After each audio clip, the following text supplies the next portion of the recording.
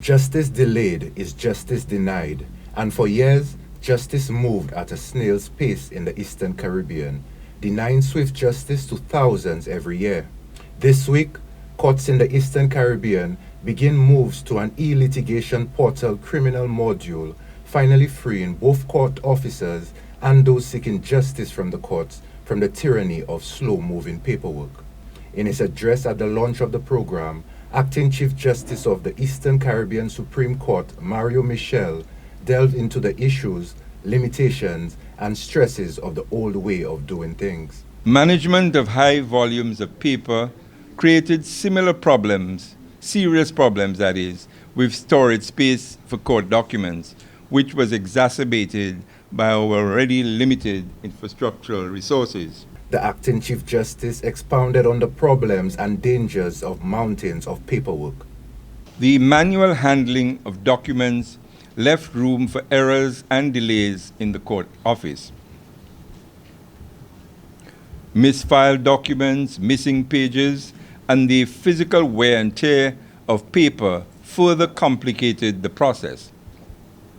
Paper, as you know, is also known to attract dust and mold, which have proven to be hazardous to court personnel and chaotic to court offices, with court offices being often evacuated and vacated by court staff on several occasions because of problems with or complaints about dust and mold. The old way of doing things didn't just take more time, it overburdened court officers and put unnecessary strain on personnel.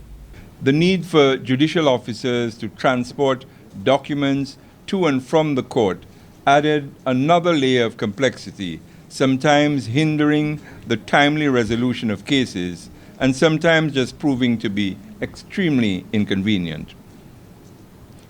This was especially so with documents filed in the Court of Appeal.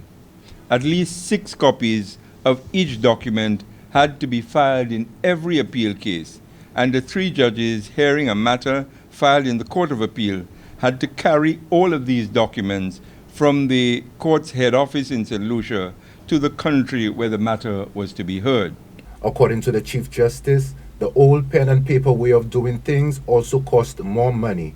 For these trips every Saturday, traveling to and from the country where the appeal court is sitting for the week, the court had to pay thousands of dollars in overweight costs to the airline on which we traveled, and police officers had to be deployed to carry the boxes from aircraft to vehicle, from vehicle to hotel, and from hotel to court where the matter was to be heard.